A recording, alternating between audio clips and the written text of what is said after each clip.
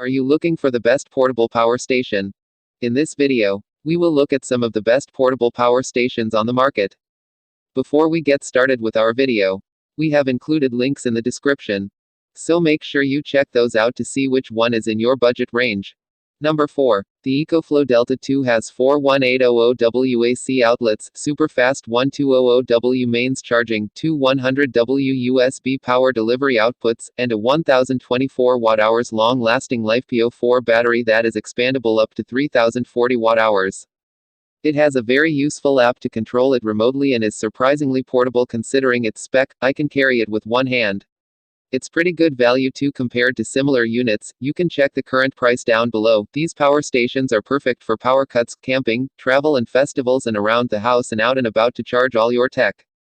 And the Delta 2 can charge it up to 500W off solar panels alone when mains isn't available. I'll run through its capabilities and thoroughly test all its claims to help you decide if this is the right power station for you. And towards the end of the article I'll compare it to other similar power stations I've tested. So let's take a closer look. Inside the box you get the power station itself, a mains charging cable, car charging cable, and a DC 5521 to DC 5525 lead. There's also a multilingual user manual. There's no solar charging cable and no protective cover. It's disappointing that there's no solar charging cable.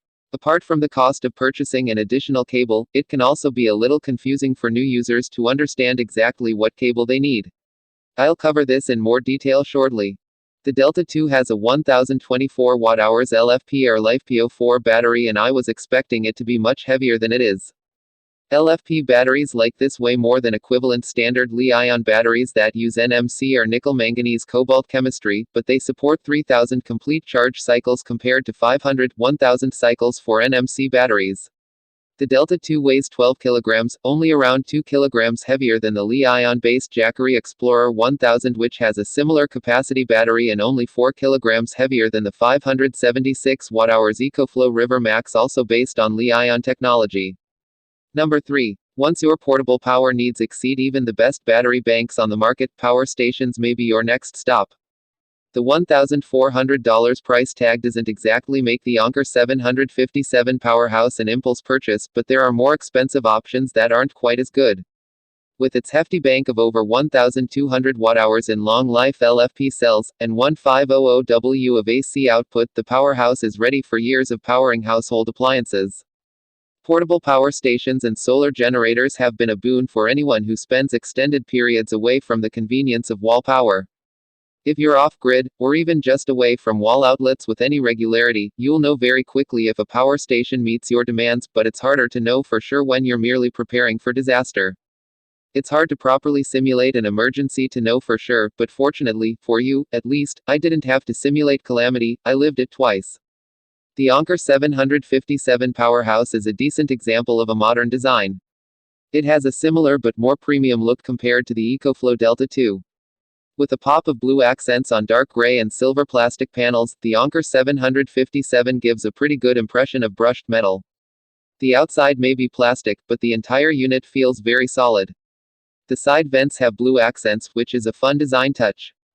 The fan noise from those vents isn't obnoxious, but it's definitely noticeable when charging or discharging. The white stripe across the front is an LED light strip with low, medium, high, and SOS modes. The display on the front shows pertinent info like charge and discharge rates, charge level, and remaining battery percentage and time. In addition to the button for the light strip, the 12V DC and AC plugs also have dedicated power buttons. Since they have a passive power draw, turning them off keeps them from draining the powerhouse while it's sitting idle. Additionally, there's a power saver switch next to the display. Number 2. Several months ago I took a chance on Jackery, a company that specializes in remote power options like powerful battery systems and portable solar panels, and reviewed their Explorer 300 and Solar Saga 100 solar panel combination. I was very impressed with the build and execution of the package, and I've taken to frequently charging my camera batteries directly from the solar panel, mostly for the joy of being able to recharge those batteries for free. It's a rewarding feeling to get back that power, off-grid. At the time of that review I expressed my desire to look at one of their bigger units in the future. Those larger units are a more serious option for power outages, camping, and running a wider range of devices. I've now had an opportunity to spend some time with the Explorer 1000 unit as a short-term option to address the power outages that happen periodically at my house and leave me not only without power for lights, heat, or refrigeration, but also without internet, telephone, cable connection, and running water. These larger units, Explorer 1000 or 1500, are not true whole house solutions, but do have enough power output to solve my communication and running water problems for a day or two and thus make those downtimes far more palatable and could provide some heat in a pinch too. The Explorer 1000 also seems to be a great portable power solution for those thinking about the upcoming camping season. I've found that there are a lot of places where a larger power source like this comes in handy, and there's a reason why this particular unit has page after page of 5-star reviews. Speaking of those reviews, it seems like a very common application for the Explorer 1000 is for campers who need to run a cpap machine in the wild. Many people have been delighted to find that they could go a 4 or 5 day camping trip and power their cpap that whole time, even better if you can use solar panels to recharge. While there are obviously a lot of design similarities between the Explorer 1000 and its little brother that I reviewed several months ago, there are also some unique features that stood out to me during my review period. First of all, the Explorer 1000 has the ability to receive power from two SolarSaga 100 panels at the same time via an adapter cable. Number 1. The Anker 521 solar generator is one of a growing range of products designed to help with that. Sold as a set, it combines Anker's entry-level Powerhouse 521 portable power supply with the Anker 625 solar panel, which is rated at 100 watts 100 W. At £500 per $499, it's a bit risky to take it to a festival, but it's ideal for most other camping trips, especially if the sun's shining.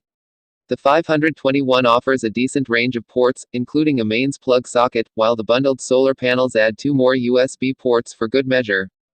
Despite its compact size, the Anker Powerhouse 521 offers 2 USB-A ports, 1 USB-C, a 12-volt car-type cigarette port, and a single AC socket. Each USB-A port has a 12W maximum, while the USB-C supports USB power delivery, USB PD, up to 60W, enough to power smaller laptops. The car outlet tops out at 120W, while the AC socket only goes up to 200W, which is enough for laptops and other small devices, but not power-hungry gadgets like coffee machines. The Anker Powerhouse 521 has enough storage to get low-powered equipment through a short power cut, but it's not brilliantly suited to providing backup power.